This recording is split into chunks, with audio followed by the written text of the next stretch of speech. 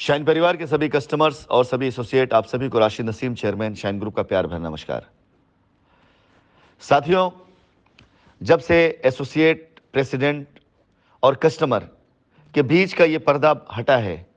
कि कंपनी में पैसा जमा होने के अलावा एसोसिएट्स ने जो पैसे अपने अकाउंट्स में लिए वो पैसे एसोसिएट के पास में ही हैं, और यदि कस्टमर उन एसोसिएट के साथ कोई लीगल कार्रवाई नहीं करते हैं तो उनका पैसा फंसा रहेगा। तब से जिस प्रकार से हमारे कस्टमर्स के रिएक्शन आने शुरू हुए हैं, उनके मैसेज आने शुरू हुए हैं, वो वाकई में बड़े दुखदाई भी है कि किस प्रकार से कस्टमर से पैसा ले करके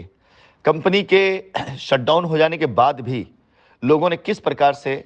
कंपनी को विश्वास में लेकर के, कस्टमर को विश्वास में लेकर के सिर्फ अपना हित किया, अपना भला किया है। आप सभी से अनुरोध है, जिन एसोसिएट ने आप सभी का पैसा अपने अकाउंट्स में लिया हुआ है, जिन लोगों ने भी आपसे पैसा नगद के तौर पे लिया हुआ है, अगर उन्होंने आपको कोई दस्तावेज दिया है, कोई पेपर दिया हुआ है, उसको ध्यान से पढ़ें। उसमें यदि आपके पैसे का वर्णन की जगह associate discount, loyalty point, PIP check या ऐसे कुछ भी जो आपने नहीं दिया, अगर वो लिखा है तो आप ये मान के चलिएगा कि वो पेपर कंपनी किसी भी रूप में नहीं मानेगी। जब कंपनी अपनी तमाम कोशिश के बाद भी, लगातार अपनी लायबिलिटी उतारने की कोशिश के बाद भी ऐसे लोगों के द्वारा दोषी साबित की जाने की कोशिश की गई जिनके लायबिलिटी को कंपनी ने पूर्ण रूप से ख़त्म कर दिया, पूरी तरीके से उनको ज़मीनें भी दे दी, उसके बाद भी वो अपने कस्टमर से ये कहते रहे कंपनी भाग गई। यानी ऐसे कई एसोसिएट हैं जिन्होंने अपने पैसे की वापसी तो पा ली, अपने रिश्तेदारों के पैसे की वापसी पा ली, लेकिन जो भोले भाले सीधे कस्टमर्स थे, जो उन पर बिलीव करते थे, भरोसा करते थे, जो उन पर दबाव नहीं डालते थे, उनका पैसा अपने अकाउंट में लेने के बाद उन्होंने कंपनी को दोषी साबित किया और यह बताया कि कंपनी भाग गई, इसलिए आपका पैसा डूब गया है। एफआईआर का मिशन शुरू हो चुका है। आप सभी से मेरा अनुरोध है, जिन जिन लोगों ने कंपनी के अकाउंट में पैसा ना दे करके किसी भी एसोसिएट को किसी भी मद में पैसा दिया है, ये उचित घड़ी है, उचित समय है। 1 माह से भी कम समय बचा हुआ है। आप सभी लोगों से अनुरोध है कि ऐसे लोगों के विरुद्ध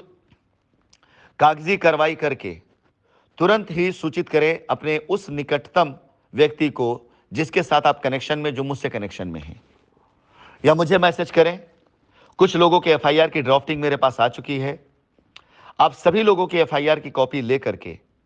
एक अधिवक्ता नियुक्त किया जाएगा और जिसके द्वारा माननीय उच्च न्यायालय में इन सभी एफआईआरों के रेफरेंस देते हुए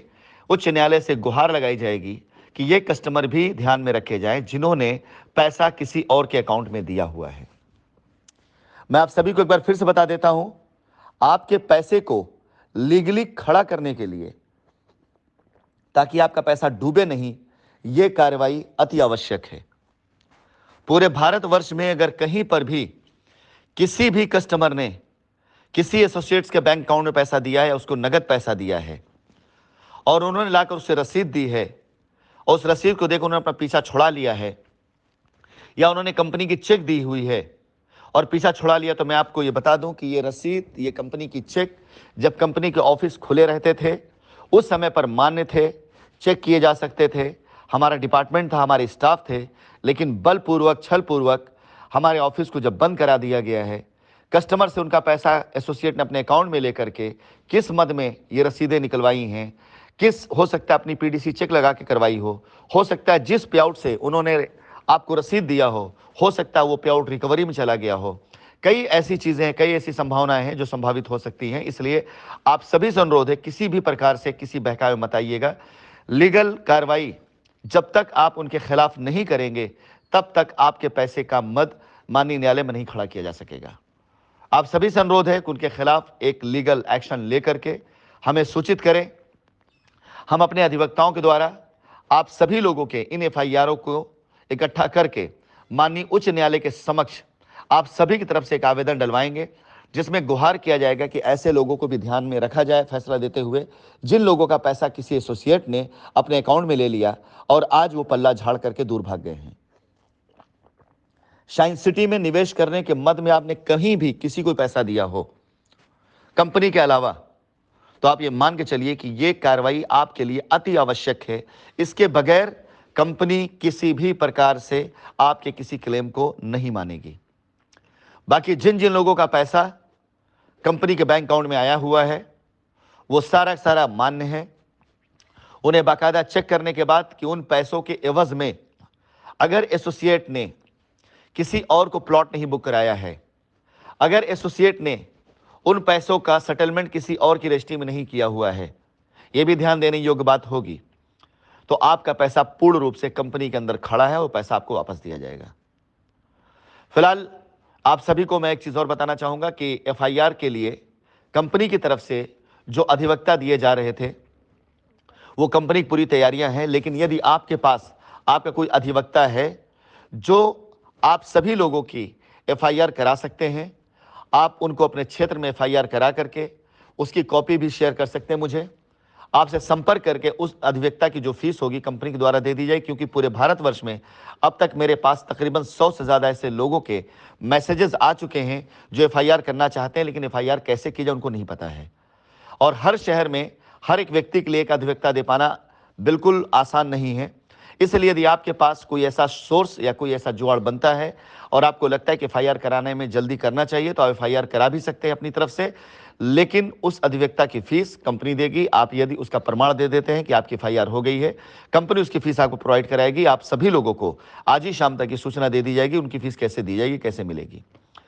लेकिन जब सारी एफआईआर हो जाएंगी, इन एफआईआरों की पैरवी के लिए आगे न्यायालय में ले जाने के लिए कंपनी की तरफ से जो अधिवक्ता होंगे वो दिए जाएंगे। साथ ही साथ एफआईआर के लिए भी कंपनी का अधिवक्ता दिए जा रहे हैं। लेकिन यदि कोई ऐसा शहर या कोई ऐसा क्षेत्र जो बहुत दूर है, जहां पर कंपनी द्वारा अधिवक्ता नहीं पहुंच पा रहे हैं, वहां पर आप अपना अधिवक्ता हायर कर सकते हैं। कंपनी वहां पर उस अधिवक्ता की फीस कंपनी देगी।